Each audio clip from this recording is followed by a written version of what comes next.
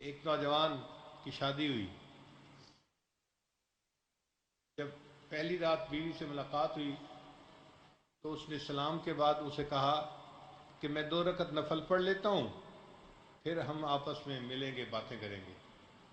اور اس نے 2 رکعت کی نیت ہی باندھ لی.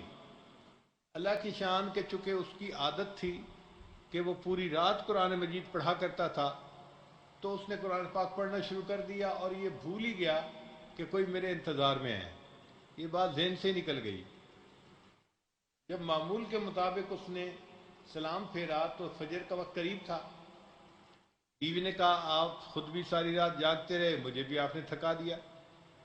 اس نے بیوی سے معذرت کی کہ اصل میں میرے ذہن سے خیال نکل گیا تھا. اچھا میں فجر کی نماز پڑھ کے آتا ہوں تو فجر کے بعد میری ملاقات ہوگی. مسجد میں آ گیا. اللہ کی شان جب نماز پڑھی تو یار احباب ملاقات ہوئی تو کسی نے پوچھا سناؤ بھائی بیوی کو کیسے پایا؟ اب وہ جھوٹ کا زمانہ تو تھا نہیں کہ جھوٹ بول دیتا، تو یہ آگے سے کوئی جواب نہ دے سکا. تو دوستوں نے اس کا مذاق اڑایا، تو کیسا مرد ہے کہ پہلی رات تھی اور تو نے بیوی کے ساتھ وقت ہی نہیں گزارا. تو جب انہوں نے زیادہ اس کو پریشرائز کیا تو اس نے قسم اٹھا کے کہا اللہ کی قسم میں نے تو 2 رکعت کی نیت باندھی تھی، مجھے خیال ہی بھول گیا کہ بیوی انتظار کر رہی ہے اور فجر کی نماز کا وقت ہو گیا. ساری رات قرآن کی تلاوت ہی میں گزر گیا. سوچئے ان کو قرآن مجید میں کتنا لطف آتا ہوگا، کتنا مزہ آتا ہوگا.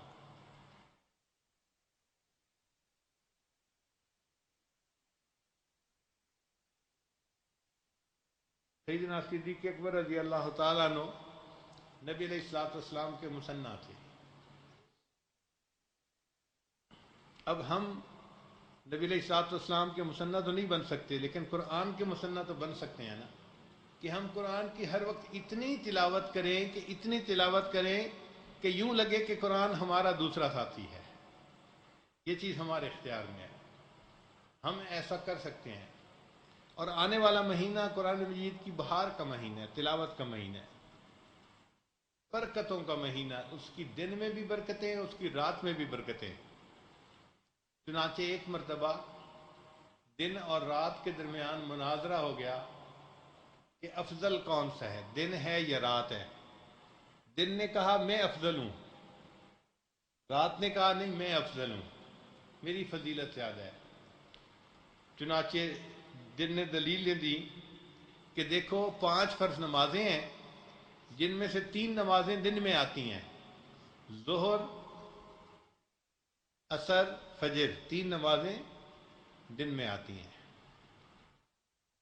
مغرب عشاء رات میں آتی ہے. تو چونکہ 2 نمازیں رات میں ہیں اور 3 نمازیں دن میں ہیں، لہذا دن کا مقام اونچا اور بڑا ہے. پھر اس نے کہا کہ دیکھو جمعے کی نماز بھی دن میں آتی ہے، رات میں نہیں آتی، اس لیے بھی ثابت ہوتا ہے کہ دن کا مقام بلند اور اونچا ہے. پھر اس نے کہا کہ دن میں سورج نکلتا ہے اور دن تیقظ کا وقت ہے، یعنی دن میں لوگ جاگتے ہیں، کام کرتے ہیں، حرکت ہوتی ہے، رزق حلال کماتے ہیں، دین کا کام کرتے ہیں. اور رات میں تو بس انسان سو جاتا ہے، کوئی عمل نہیں کرتا. پھر اس نے ایک آخری بڑی اور دلیل دی دن نے. اس نے کہا دیکھو روزے بھی دن کے وقت میں ہوتے ہیں، رات کے وقت روزہ نہیں ہوتا، رمضان کے روزے بھی رات میں. اب جب اتنی دلیلیں اس نے دے دیں تو یوں محسوس ہوا کہ بھئی دن باسی لے گیا، واقعی دن کو فضیلت حاصل ہے. پھر رات کا موقع آیا، کی باری آئی. اس نے کہنا شروع کیا کہ دیکھو میرے سورج قلوب العارفین ہے، یعنی جو اللہ والوں کے دل کو کا نور ہے نا، وہ رات کے سورج ہیں. اور یہ اللہ والوں کے دل کے جو سورج ہیں یہ رات کو چمکتے ہیں، اللہ کے سامنے کھڑا ہوتے ہیں.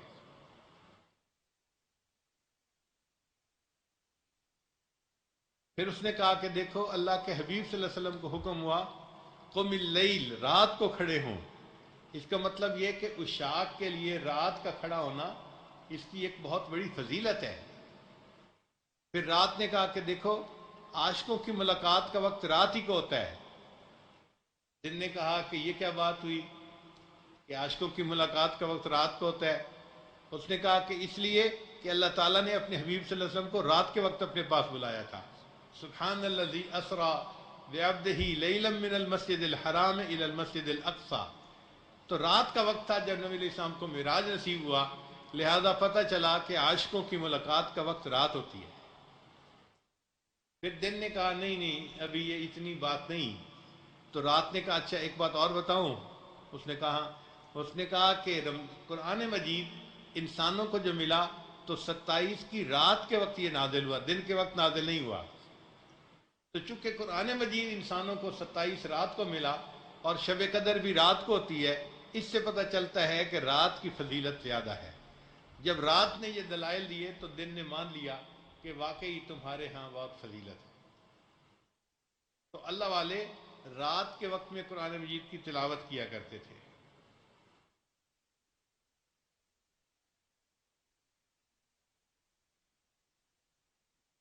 امام احمد بن حنبل رحمۃ اللہ علیہ کا معمول تھا، ہر ہفتے میں ایک قرآن پاک ختم کیا کرتے تھے، ہر جمعرات کو. منزل کے حساب سے جو لوگ پڑھتے ہیں وہ ہر 7 دن قرآن پاک ختم کرتے ہیں. میں نے اپنی زندگی میں اپنے والد محترم کو بھی اسی معمول پہ پایا. سالوں میں نے دیکھا ہر جمعرات کے دن ان کا قرآن مجید کا ختم ہوا کرتا تھا. ایک منزل کی تلاوت روزانہ کیا کرتے تھے.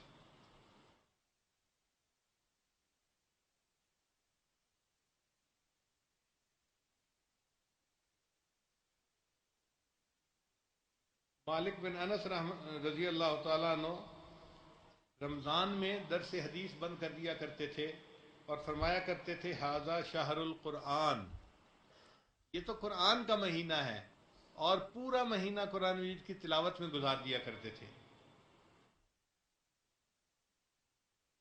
منصور بن زادان یختم القرآن ما بین الظہر والعصر، ظہر اور عصر کے درمیان قرآن مجید کو ختم کر لیا کرتے تھے.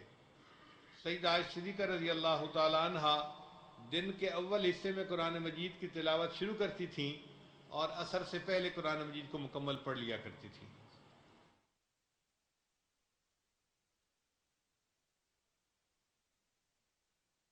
حضرت قتادہ رحمۃ اللہ علیہ درس قرآن ہمیشہ دیتے تھے اور ہر ہفتے قرآن مجید کا ختم کیا کرتے تھے.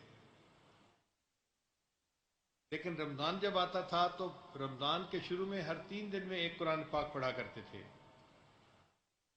پھر آخری عشرے میں ہر رات میں قرآن پاک پڑھا کرتے تھے.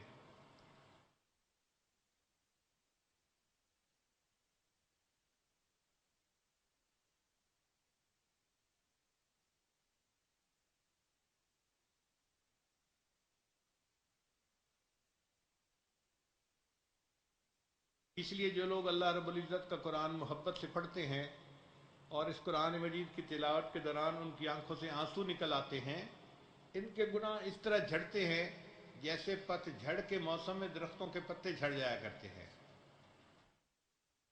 اور ہمارے اسلاف تو قرآن مجید پڑھ کے رویا کرتے تھے. ایک مرتبہ سیدہ صدیقہ رضی اللہ تعالیٰ عنہ پوری رات یہ آیت پڑھ کر روتی رہیں وَبَدَا لَهُم مِّنَ اللَّهِ مَا لَمْ يَكُونُوا يَحْتَسِبُونَ. نبی علیہ الصلوۃ والسلام پوری رات ایک آیت پڑھتے رہے ان تعذبہم فإنہم عبادک، اور پوری رات روتے ہوئے گزار دی. نبی علیہ السلام قرآن مجید کی تلاوت کرتے ہوئے اس طرح روتے تھے کہ سیدہ صدیقہ رضی اللہ عنہا فرماتی ہیں کہ نیچے کھجور کے پتوں کے بنا ہوا جو چٹائی ہوتی تھی، مصلی ہوتا تھا، اس پہ جب آنسو گرتے تھے تو مجھے محسوس ہوتا تھا کہ شاید بارش ہو رہی ہے اور اس کے قطروں کے گرنے کی آواز ہے. تو بارش کے قطروں کے گرنے کی آواز محسوس ہوتی تھی، اتنا تواتر سے ان کے آنسو نکلا کرتے تھے.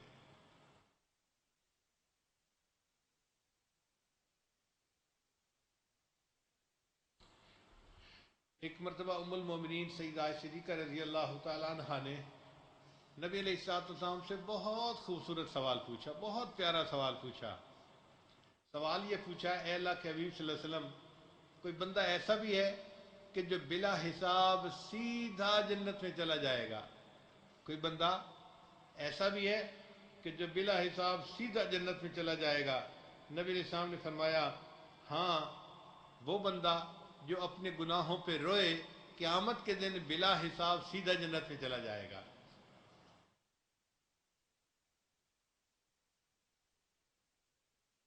کاش ہم اللہ سے اتنا ڈرتے جتنا آج کا انسان تنگ دستی سے ڈرتا ہے۔ جس بندے کو دیکھو فقر و فاقہ سے ڈرتا ہے، نوکری نہ چلی جائے کیا بنے گا، بچوں کا کیا ہوگا، گھر کا کیا ہوگا۔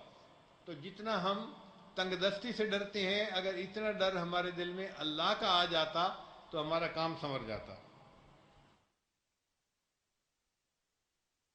گر ہمیں خواہی مسلمہ زیستن، نیست ممکن جز بقرآن زیستن۔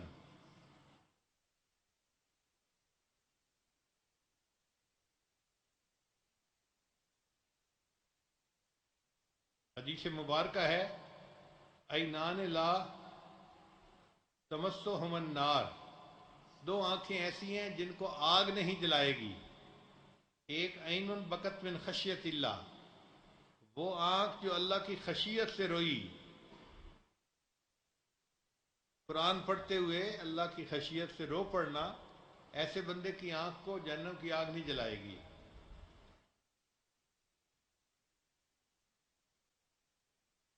وَيُسْتَحَبُّ الْبَقَاءُ عِنْدَ تِلَاوَةِ الْقُرْآنِ وَهُوَ صِفَةُ الْعَارِفِينَ وَشِعَارُ عِبَادِ اللَّهِ الصَّالِحِينَ۔ اللہ نزل احسن الحدیث کتابا متشابہا مثانی تقشعر منہ جلود الذین یخشون ربہم ثم تلین جلودہم وقلوبہم الی ذکر اللہ۔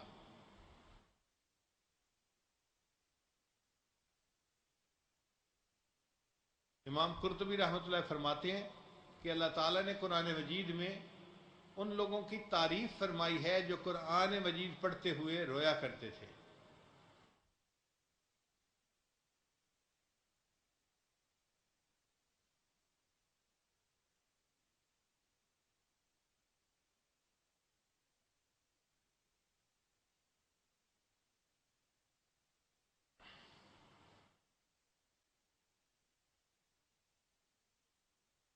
چنانچہ ایک مرتبہ نبی علیہ السلام تہجد پڑھنے کے لیے مصلی پہ آئے، فرماتے ہیں کہ فقال بسم اللہ الرحمن الرحیم ثم بکا، نبی علیہ السلام نے بسم اللہ الرحمن الرحیم پڑھا اور اللہ کے حبیب صلی اللہ علیہ وسلم روئے، آپ کی مبارک آنکھوں سے آنسو نکل آئے۔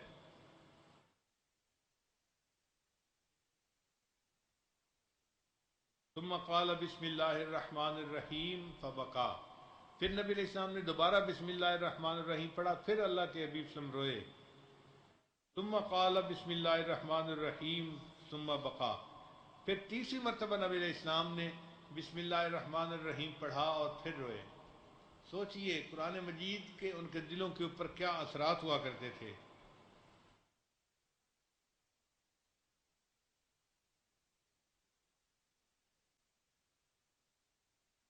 آج ہماری آنکھیں کیوں خشک رہتی ہیں؟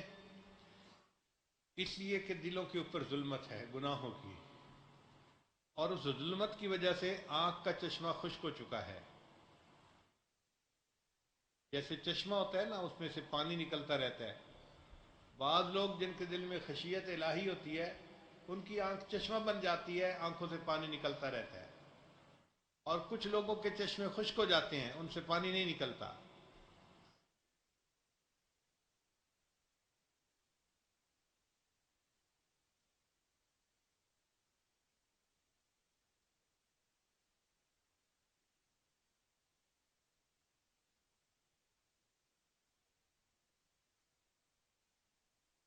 عبداللہ ابن عمر اللہ عنہ فرماتے ہیں کہ ایک مرتبہ نبی علیہ السلام میری بہن ام المومنین حفصہ رضی اللہ عنہ کے گھر آئے، اور ان کے گھر آ کے نبی علیہ السلام نے آرام فرمایا، تو مجھے بھی پتہ چلا تو میں بھی وہاں آ گیا۔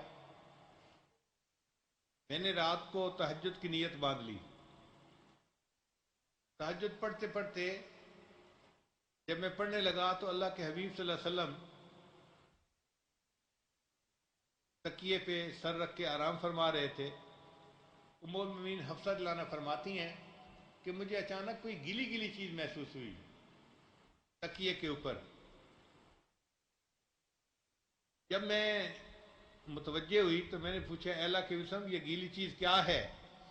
تو میں نے دیکھا کہ نبی علیہ السلام کی مبارک آنکھوں سے آنسو نکل رہے تھے، وہ تکیے پہ گر رہے تھے اور تکیہ گیلا ہو گیا تھا۔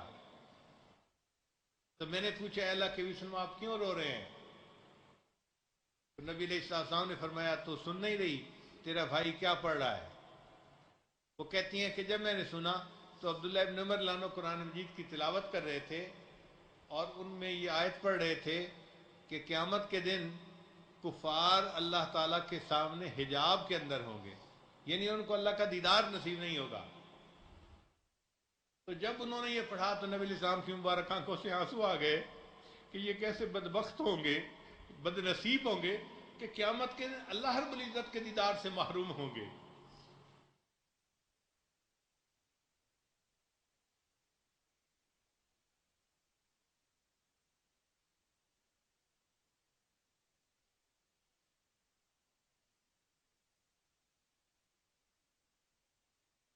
سیدنا صدیق اکبر رضی اللہ عنہ بہت نرم دل تھے،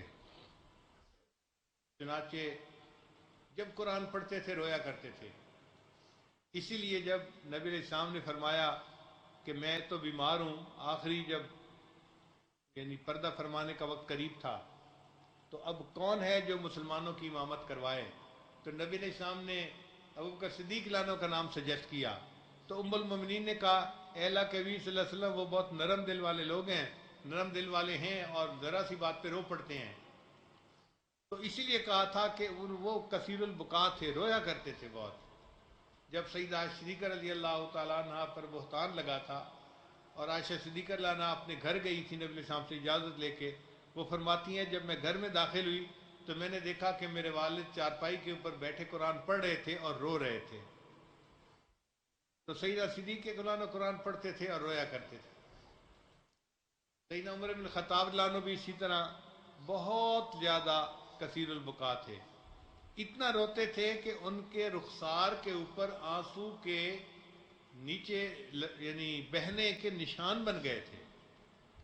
ہم نے اپنی زندگی میں کوئی ایسا بندہ نہیں دیکھا کہ جس کے رخسار پہ آنسوؤں کے بہنے کے نشان بن چکے ہوں۔ اللہ اکبر کبیرہ، کس قدر رویا کرتے تھے۔ حسن بصری رحمۃ اللہ کے حالات زندگی میں لکھا ہے کہ اس قدر روتے تھے کہ ان کے آنسو جہاں گرتے تھے اس جگہ پہ کئی مرتبہ گھاس اگایا کرتی تھی۔ اللہ اکبر کبیرہ۔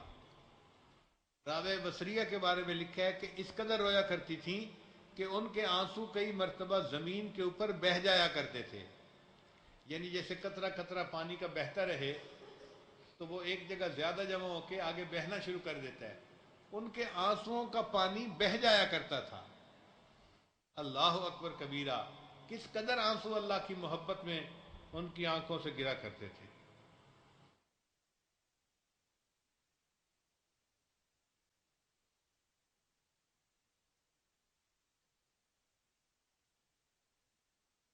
عمر بن عبدالعزیز رحمۃ اللہ علیہ ایک مرتبہ نماز پڑھ رہے تھے تو امام نے پڑھ دیا فَأَنذَرْتُكُمْ نَارًا تَلَظَّىٰ، بس اس آیت کو سن کے نماز پڑھ رہے تھے تو امام نے پڑھ دیا فَأَنذَرْتُكُمْ نَارًا تَلَظَّىٰ، بس اس آیت کو سن کے اتنا روئے کہ بے ہوش ہونے کے قریب ہو گئے۔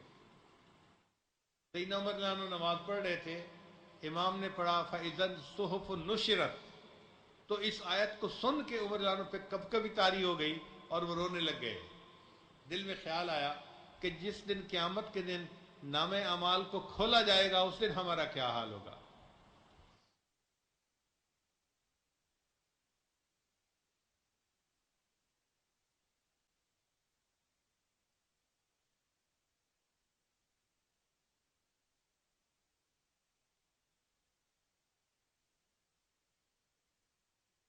چنانچہ ایک بزرگ تھے، انہوں نے قرآن مجید کی آیت پڑھی وَإِن مِّنكُمْ إِلَّا وَارِدُهَا كَانَ عَلَىٰ رَبِّكَ حَتْمًا مَّقْضِيًّا ثُمَّ نُنَجِّي الَّذِينَ اتَّقَوْا وَنَذَرُ الظَّالِمِينَ فِيهَا جِثِيًّا۔ جب یہ الفاظ پڑھے تو رونے لگ گئے اور ان کے آنسو ان کے بس میں نہیں تھے۔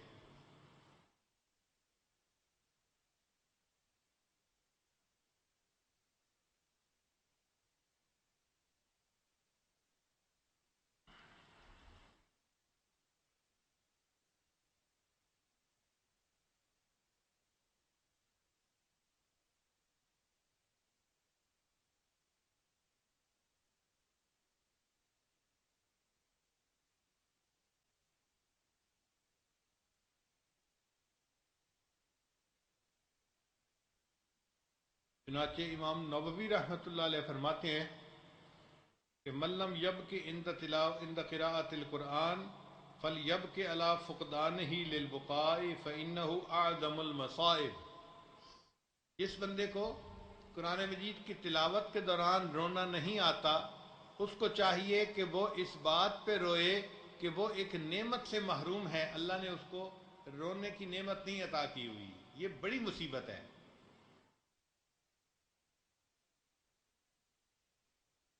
اب یہاں سوال پیدا ہوتا ہے کہ ہم کیوں نہیں روتے؟ اصل وجہ یہ ہے کہ ہمیں اس کی لذت محسوس ہی نہیں ہوتی. جس طرح ایک نابالغ بچہ بلوغ کی لذتوں سے واقف نہیں ہوتا، اسی طرح جس دل میں گناہوں کے اثرات ہوتے ہیں وہ قرآن مجید کی لذت سے ناآشنا رہتا ہے. اللہ تعالیٰ ارشاد فرماتے ہیں لا یمسہ الا المطہرون، اس کو ہاتھ نہیں لگا سکتے مگر وہ جو پاک ہوں. چنانچہ قرآن مجید کے ظاہر کو ہاتھ لگانے کے لیے بندے کو پاک ہونا ضروری ہے. اگر کوئی جنبی ہے تو ناپاک آدمی قرآن مجید کو چھو نہیں سکتا، اس کو پاک ہونا پڑے گا. تو جس طرح قرآن مجید کو ظاہری طور پر ہاتھ لگانے کے لیے پاک ہونا ضروری ہے، ایام کے دنوں میں عورت قرآن پاک کو ہاتھ نہیں لگا سکتی، منع ہے. اسی طرح قرآن مجید کے جو معارف ہیں ان کو ہاتھ لگانے کے لیے دل کا پاک ہونا ضروری ہے. جس بندے کا دل پاک ہوتا ہے وہ معارف قرآن سمجھ سکتا ہے. ہر بندہ معارف قرآن نہیں سمجھ سکتا. لا یمسہ الا المطہرون، اس کو وہی مس کر سکتا ہے کہ یہ جو پاک ہوتا ہے. اگر ہم اپنے دل کو پاک کر لیں گناہوں سے تو پھر قرآن مجید کی آیتیں پڑھ کے ہمیں قرآن مجید کے مضامین سمجھ میں آئیں گے، اور معارف سمجھ میں آنے کی وجہ سے ہمارے اوپر بھی خشیت طاری ہوگی، ہم بھی پھر رویا کریں گے اور ہمیں پھر اس کی لذت ملا کرے گی.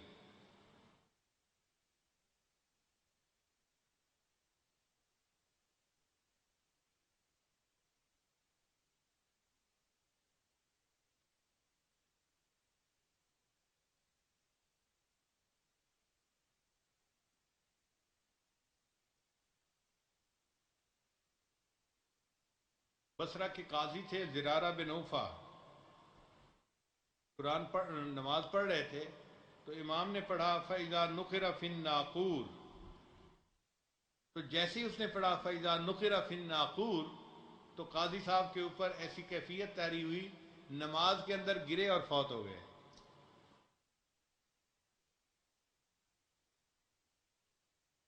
امام اعظم حنیفہ رحمۃ اللہ علیہ ایک مرتبہ ساری رات یہ آیت پڑھ کے روتے رہے وَامْتَعْضُوا الْيَوْمَ أَيُّهَا الْمُجْرِمُونَ، اے مجرموں آج کے دن نیکوں سے جدا ہو جاؤ، الگ ہو جاؤ.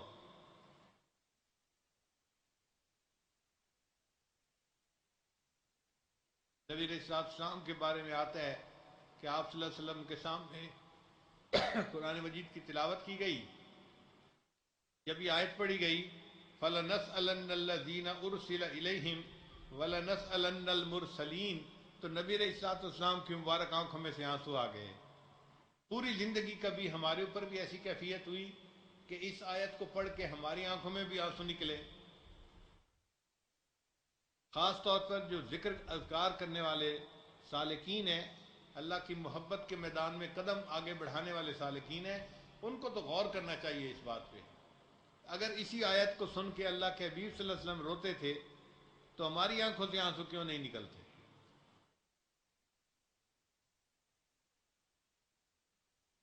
ہم اللہ تعالیٰ سے یہ دعا مانگیں کہ اللہ آنے والے رمضان میں ہمیں بہت شوق محبت کے ساتھ تلاوت کرنے کی توفیق عطا فرما. ہم نے دیکھا ہے بعض عوام الناس میں سے خوب کثرت سے تلاوت کرتے ہیں. ہمت کی بات ہوتی ہے، اگر ہمت کر لیں تو یہ کام آسان ہے، مشکل نہیں ہے. بہت سارے نوجوان رمضان کے بعد خط لکھتے ہیں، بتاتے ہیں حضرت ہم نے اس رمضان میں 30 مرتبہ قرآن مجید کو پڑھا. اور ایسے بھی نوجوان ہوتے ہیں جو پورے رمضان میں ایک مرتبہ بھی قرآن مجید کو پورا نہیں پڑھ پاتے.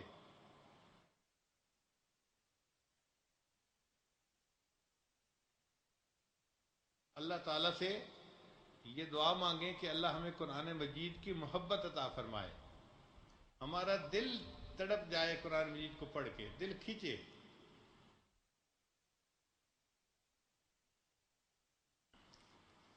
جیسے ماں اپنے بچے کو دیکھتی ہے کہ اس نے گندگی کر دی اور اس کا جسم نجس ہو چکا، تو وہ پھر اپنے بچے کے لیے غسل کا بندوبست کرتی ہے اور بچے کو بالکل صاف پاک کر دیتی ہے۔ اللہ تعالیٰ نے بھی اپنے بندوں کو دیکھا کہ یہ گناہوں کی وجہ سے اپنے دلوں کو نجس کر بیٹھے، اللہ تعالیٰ نے اپنے بندوں کو پاک کرنے کے لیے رمضان کا مہینہ بنا دیا۔ یہ رمضان کا مہینہ غسل روحانیت کا مہینہ ہے، روحانی غسل کا مہینہ ہے۔ جیسے جسم غسل سے صاف ہو جاتا ہے، انسان کی روح رمضان مبارک کی وجہ سے پاک ہو جاتی ہے اور انسان کو ایک روحانی زندگی نصیب ہو جاتی ہے۔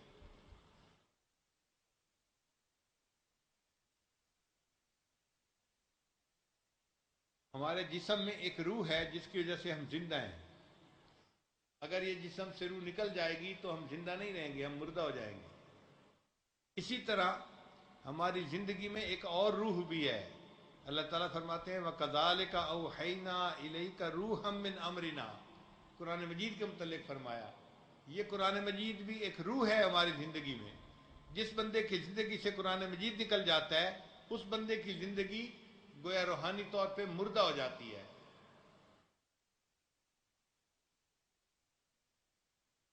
صحابہ رضی اللہ عنہم قرآن مجید کے عاشق تھے، قرآن مجید نے ان کو روحانی طور پہ زندہ کر دیا تھا، لہذا وہ جس میدان میں قدم رکھتے تھے ان کو اللہ تعالیٰ کامیابی عطا فرماتے۔ وہ زمانے میں معزز تھے مسلمہ ہو کر، ہم ہوئے خار تارک قرآن ہو کر۔ آج قرآن مجید گھروں میں رکھا جاتا ہے ریشم کے غلافوں میں لپیٹ کے، الماریوں کے اندر، طاقوں کے اندر خوشبو لگا کے، اور کب قرآن پاک کھولنا یاد آتا ہے؟ جب قسم اٹھانے کا وقت ہوتا ہے، جب کوئی جھگڑے کے درمیان فیصلے کا وقت ہوتا ہے، تب قرآن پاک یاد آتا ہے۔ زندگی میں عمل کے دوران قرآن یاد نہیں آتا، میاں بیوی کو اپنی زندگی کے درمیان قرآن یاد نہیں آتا، ایک تاجر کو اپنی تجارت کے درمیان قرآن یاد نہیں آتا۔ آج ہم نے قرآن مجید کے ساتھ بہت زیادہ بے وفائی کا معاملہ کیا ہوا ہے۔ آپ غور کریں، اگر کوئی آپ کا بہت قریبی محسن ہو اور وہ اپنے بیٹے کو آپ کے گھر بھیجے اور آپ سارا دن اس کا حال ہی نہ پوچھیں، اس سے مصافحہ ہی نہ کریں، تو وہ جا کے اپنے والد کو کیا بتائے گا کہ جی اس نے تو میری پرواہ ہی نہیں کی، مجھ سے ملاقات ہی نہیں کی۔ بہو یہی مثال ہے کہ اللہ تعالیٰ نے اپنے قرآن کو ہمارے درمیان بھیجا ہے، سارا دن گزر جاتا ہے، اخبار بھی پڑھتے ہیں، بعض لوگ ٹی وی کے تماشے بھی دیکھتے ہیں، لوگوں کے ساتھ فون پہ باتیں بھی ہوتی ہیں، قرآن کی تلاوت کا وقت نہیں ملتا۔ تو ہم تو قرآن مجید کو بہت زیادہ اگنور کرتے ہیں اور یہ بہت بڑا گناہ ہے ہمارا۔ اس بات کا احساس کریں اور آنے والے رمضان میں کمر ہمت باندھ لیں کہ ہم نے قرآن مجید کی خوب تلاوت کرنی ہے، اور ہم نے روزے اس طرح سے رکھنے ہیں کہ روزے بھی وہ جو خاص لوگوں کے روزے ہوتے ہیں وہ روزے، کہ نہ ہم نے کھانا پینا ہے، نہ اعضائے جسمانی سے گناہ کرنے ہیں، اور نہ اپنے دل کو غافل ہونے دینا ہے۔ ہم نے یہ تینوں درجوں کا خیال رکھنا ہے اور ایسے روزے رکھنے ہیں کہ ہمیں اللہ کا قرب نصیب ہو جائے، اللہ تعالیٰ کا وصل نصیب ہو جائے۔ اللہ تعالیٰ اس آنے والے رمضان کو ہمارے لیے غفران کا ذریعہ بنا دے، بخشش کا ذریعہ بنا دے۔ اللہ تعالیٰ کی رحمت تو تلی ہوئی ہے بخشش کے لیے، اب یہ بندے پہ منحصر ہے کہ وہ اس رحمت کو وصول کرتا ہے یا نہیں کرتا۔ اور اللہ تعالیٰ نے تو آسانی فرما دی کہ رمضان مبارک میں اللہ نے فرشتوں کو بھیج کے بڑے سرکش شیاطین کو قید کروا دیتے ہیں تاکہ وہ لوگوں کو گناہوں کی طرف بہکا نہ سکیں۔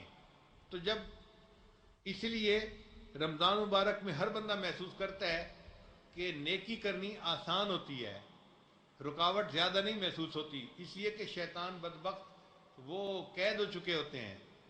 تو جب اللہ تعالیٰ نے شیطان بدبخت کو قید کروا دیا اور روزے کا اتنا ثواب بنا دیا، تو پھر ہمیں تو چاہیے کہ بس ہم ڈٹ جائیں کہ ہم نے اس رمضان میں اپنی بخشش کروا ہی کے رہنا ہے۔ حدیث مبارکہ ہے، فرماتے ہیں الصائم فرحتان، کہ جو روزہ رکھنے والا ہوتا ہے اس کو دو خوشیاں ملتی ہیں. فرحت عند الافطار، جب افطاری کا وقت ہوتا ہے اس وقت خوشی ملتی ہے. اور فرحت عند لقاء الرحمن، جب قیامت کے دن رحمان سے ملاقات ہوگی تو اس وقت بھی اس کو خوشی ملے گی. یہ خوشی کیا ہے؟ فرحت عند الافطار ہے کہ اس وقت اس کی دعا قبول ہوتی ہے اور اس کے گناہ معاف ہو جاتے ہیں.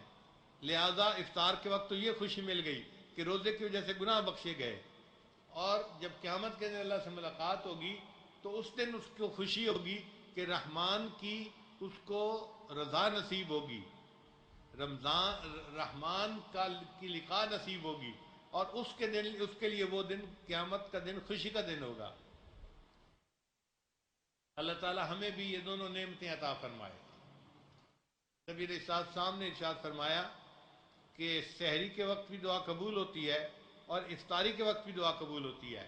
آپ یوں سمجھ لیں کہ رمضان مبارک کے مہینے میں ہر بندے کو 60 بینک کے چیک دے دیے جاتے ہیں کہ جن سے وہ جو اماؤنٹ چاہے نکلوا سکے.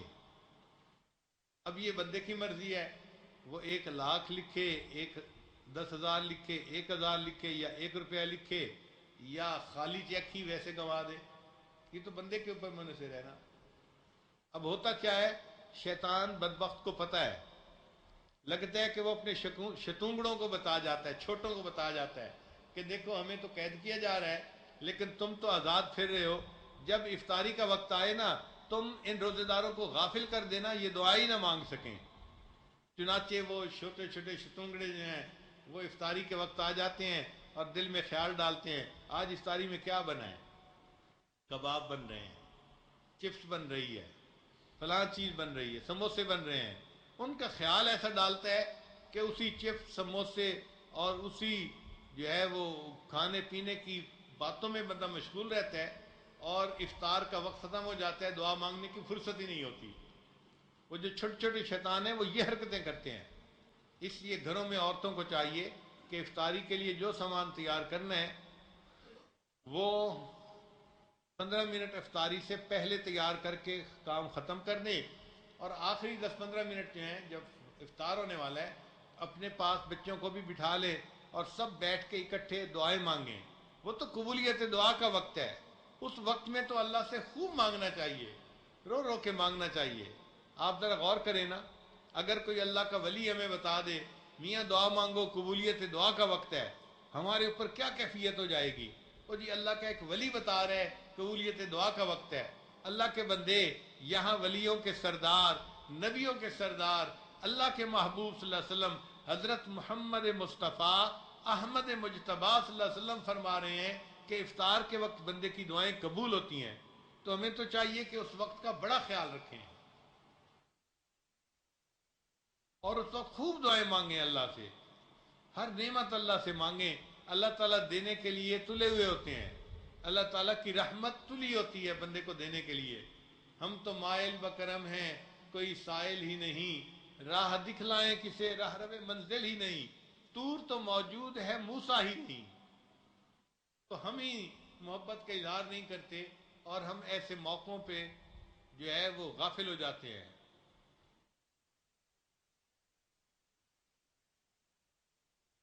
چنانچہ ہر رات میں، رمضان کی ہر رات میں لاکھوں جہنمی جہنم سے بری کیے جاتے ہیں. بھائی جب لاکھوں جہنمی جہنم سے بری ہو رہے ہیں تو ایسے وقت میں ہم بھی اگر اللہ سے فریاد کریں اللہ ہمیں بھی ان میں شامل فرما دیجئے تو بخشش ملنی کون سی مشکل ہے. جہنم سے بری تو ہو رہے ہیں نا ہونے والے، تو ہمارا رونا دھونا اگر اللہ کو پسند آ گیا تو ہمیں بھی جہنم سے برات نصیب ہو جائے گی. اور اس بات کی ضرور کوشش کریں کہ رمضان مبارک میں ہم نے لیلۃ القدر میں عبادت کا ثواب ضرور پانا ہے. یہ ابھی سے نیت کر لیں. اب سوال ہوگا کہ جی لیلۃ القدر کا کیا پتہ کب ہے کب نہیں.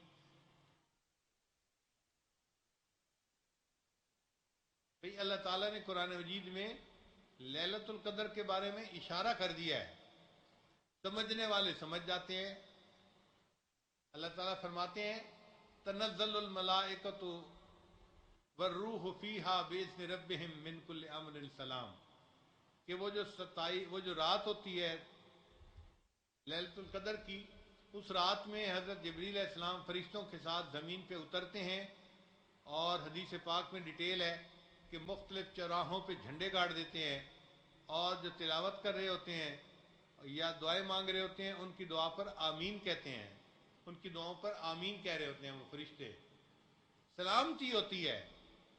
اب ہمیں کیا پتا یہ مغرب کے وقت ہوتا ہے، عشاء کے وقت ہوتا ہے، آدھی رات کو ہوتا ہے، کب ہوتا ہے؟ اللہ نے سٹارٹ پوائنٹ نہیں بتایا کہ کب ہوتا ہے، مگر اتنا بتا دیا ہے حتی مطلع الفجر، مطلع فجر ہونے تک یہ اسی طرح ہی رہتا ہے۔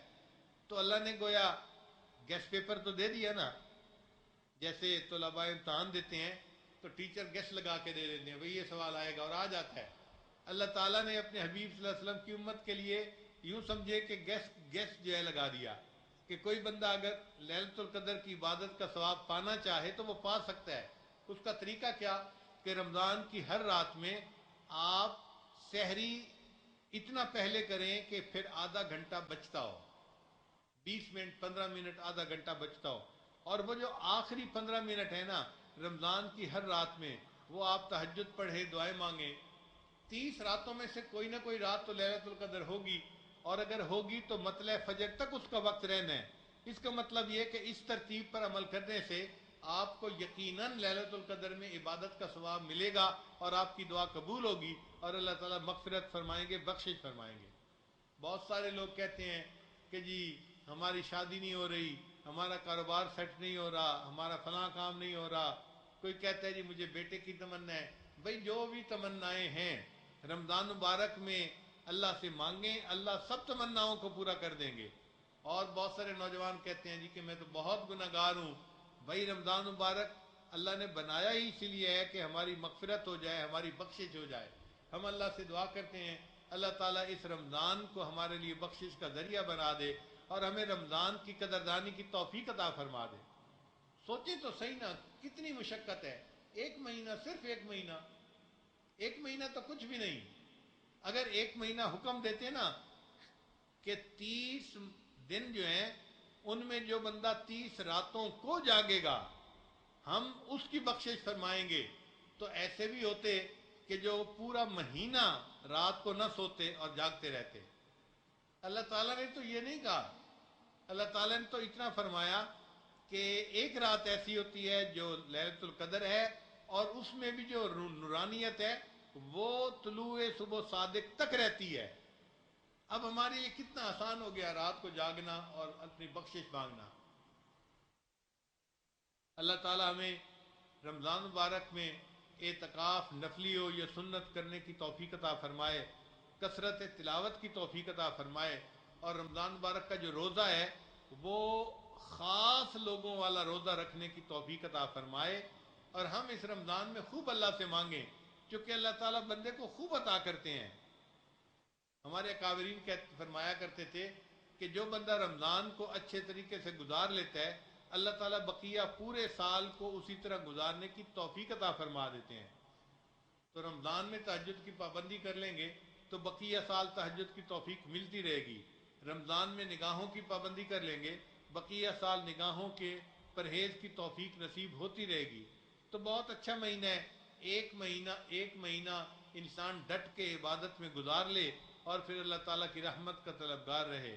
اللہ تعالیٰ ہمیں رمضان شریف کو بہت محبت کے ساتھ، عبادت کے ساتھ، مجاہدے کے ساتھ گزارنے کی توفیق عطا فرمائے۔ اللہ دن کے روزوں کو، رات کی تراویح کو قبول فرمائے۔ پتہ نہیں زندگی میں پھر دوبارہ یہ نعمت نصیب ہوگی یا نہیں ہوگی۔ اب تو اللہ نے یہ نعمت قریب کر دی، چند دن رہ گئے، ابھی سے نیت کر لیجئے، دیکھیے اللہ تعالیٰ پھر کیسے برکتیں عطا فرماتے ہیں۔ پروردگار عالم ہمارے لیے ان عبادتوں کو کرنا آسان فرمائے، اور ہم نے جو دلوں کو سخت کر لیا اللہ ان دلوں کو نرم فرما دے، اور ہم نے جو دلوں کو سیاہ کر لیا اللہ ان دلوں کو منور فرما دے۔ اور رمضان مبارک میں ہم قرآن مجید کے ساتھ اپنی یاری پکی کریں، دوستی پکی کریں۔ کھانا جو ہے جتنا ہم اس کا خیال رکھتے ہیں کہ اپنے وقت پہ کھانا کھا لیں، اس سے زیادہ اس بات کا خیال رکھیں کہ ہم اپنے وقت پہ قرآن مجید کی تلاوت کریں. قرآن مجید کی تلاوت نہیں چھوٹنی چاہیے.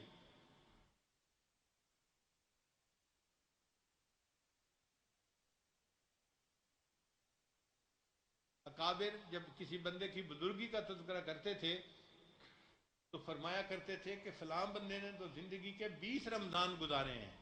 یعنی اتنے رمضان گزارنا ان کے نزدیک بہت بڑی سعادت ہوا کرتی تھی. رمضان کو وہ کسی کی فضیلت کے طور پہ، سند کے طور پہ پیش کرتے تھے. ہم ایک اور رمضان گزارنے والے ہیں، اس طرح سے گزاریں کہ اپنی بھی بخشش کروائیں اور امت کے لیے بھی بخشش کی دعائیں مانگیں اور اللہ تعالیٰ سے اس کی رحمت مانگیں. اے کریم آقا، ہم آپ کی رحمت کے طلبگار ہیں، آپ ہم پر مہربانی فرمائیے اور ہمیں جہنم کی آگ سے نجات عطا فرمائیے. نبی اسلام نے فرمایا وَآخِرُهَا عِتْقٌ مِّنَ النَّارِ، آخری جو 10 دن ہیں وہ جہنم سے آزادی کے دن ہیں. تو بس ہم نے اپنے آپ کو جہنم سے آزاد کروا کے رہنا ہے، جو مرضی ہو جائے. بس یوں سمجھیں کہ جیسے کوئی بندہ کسی کے پاؤں پکڑ کے بیٹھ جاتا ہے نا جی کہ میں نے تو آپ سے معافی مانگ کے اٹھنا ہے، ایسے ہی ہم بھی نماز پڑھ کے سجدے میں اپنا سر ٹکا دیں اور اللہ سے خوب مانگیں اللہ ہم نے تو آپ کو منا کے ہی پیچھے ہٹنا ہے. اور اللہ تعالیٰ تو بہت آسانی سے مان جاتے ہیں اور بندے کی بخشش فرما دیتے ہیں. اللہ تعالیٰ ہماری بخشش فرمائے اور ہمارے لیے رمضان عبادت کے ساتھ گزارنے کے لیے آسان بنا دے. وآخر دعوانا ان الحمد للہ رب العالمین.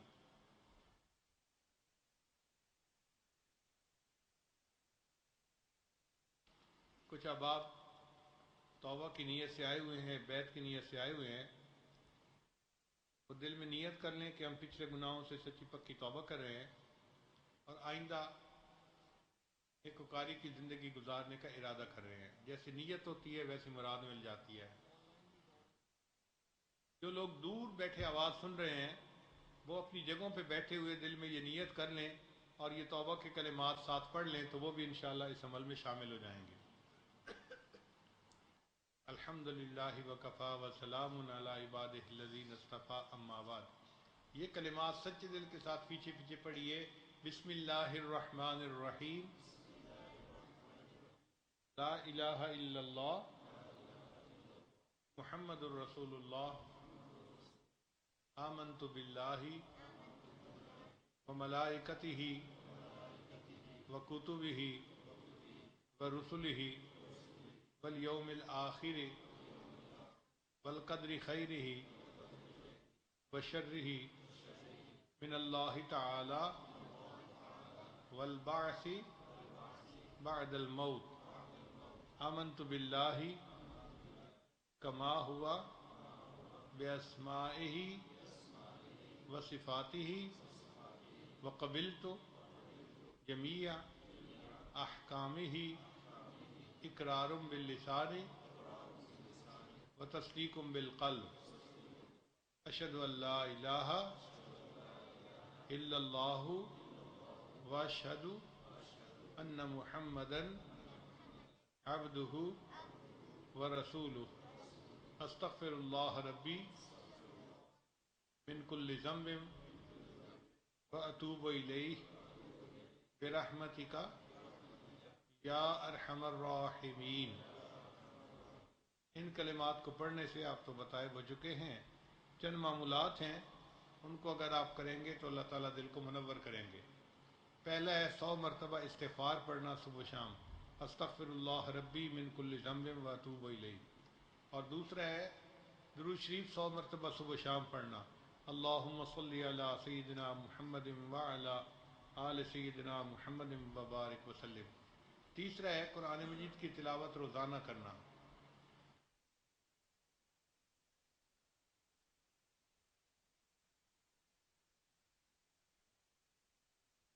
تیسرا ہے قرآن مجید کی تلاوت کرنا. چوتھا ہے چلتے پھرتے دل میں اللہ کا دھیان رکھنا. اور پانچویں ہے مراقبہ کرنا.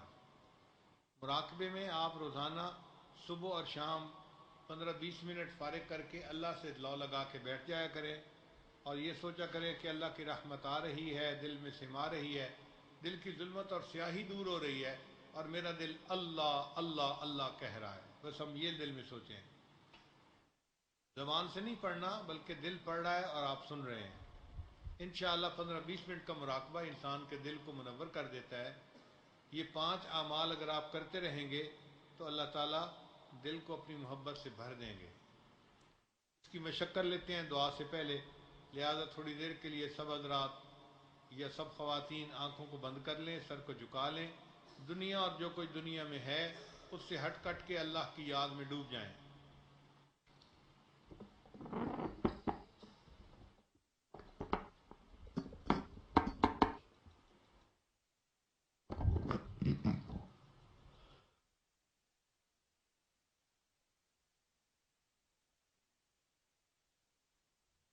لائے دل بر دل وچ دیرے تیرے دیکھن دے وچ پھیرے تیرے دیکھن دے وچ پھیرے لائے دل بر دل وچ دیرے تیرے دیکھن دے وچ پھیرے تیرے دیکھن دے وچ پھیرے یہاں دل محراب مصلا یہاں دل ہے تور تجلا یہاں دل ہے تور تجلا یہاں دل ہے عرش معلا ہے دل بر اصلوں نیڑے ہے دل بر اصلوں نیڑے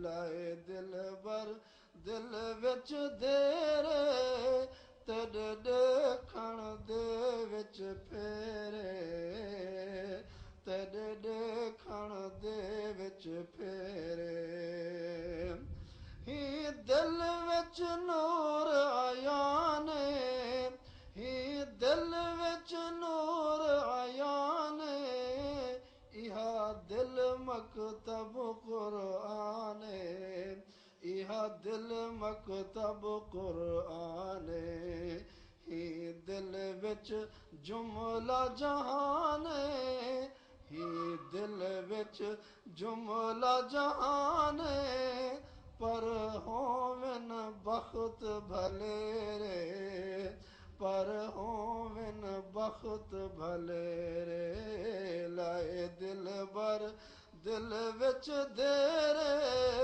تیرے دیکھن دے وچ پھیرے تیرے دیکھن دے وچ پھیرے بن خالق دے بیا کوڑے بن خالق دے بیا کوڑے سب خاک مٹی لپ دھوڑے سب خاک مٹی لپ دھوڑے یہ دنیا سب سنگ چوڑے یہ دنیا سب سنگ چوڑے رہے ہر دم یار پرے رے رہے ہر دم یار پرے رے لائے دل بر دل وچ دیرے تیرے دیکھن دے وچ پھیرے تیرے دیکھن دے وچ پھیرے اتھی کملی دل سیانی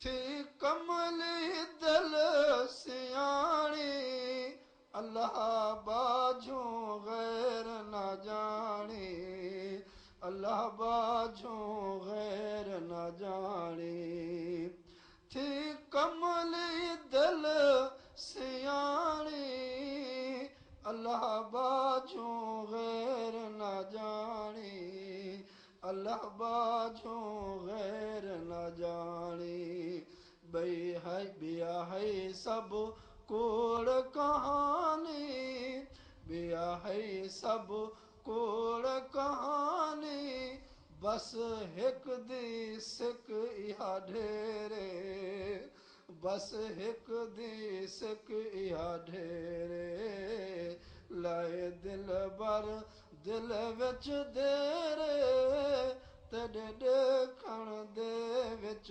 फेरे तॾे देखण दे विच फेरे छॾ मसले इल्म मसाइल छॾ मसले इल्म मसाइल सट हुजतां अक़ली दलाइल सट हुजतां अक़ली दलाइल सट नहवी फेल ते फाइल सट नहवी फेल ते फाइल सट कूड़े झगड़े झेड़े सट कूड़े झगड़े झेड़े लाए दिल बर दिल विच देरे तॾे देखण दे विच फेरे तॾे देखण दे विच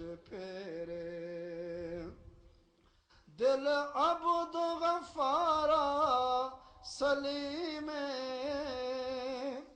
दिल अब्द गफ़ारा सलीमे ॾिती पीर फज़ल तालीमे ॾिती पीर फज़ल तालीमे इहा कामिल मुर्शिद दी तफ़हीमे इहा कामिल मुर्शिद दी तफ़हीमे हिन हर दम दीद बसीरे हिन हर दम दीद बसीरे लाए दिल बर दिल विच देरे तॾे देखण दे विच फेरे तॾे देखण दे विच फेरे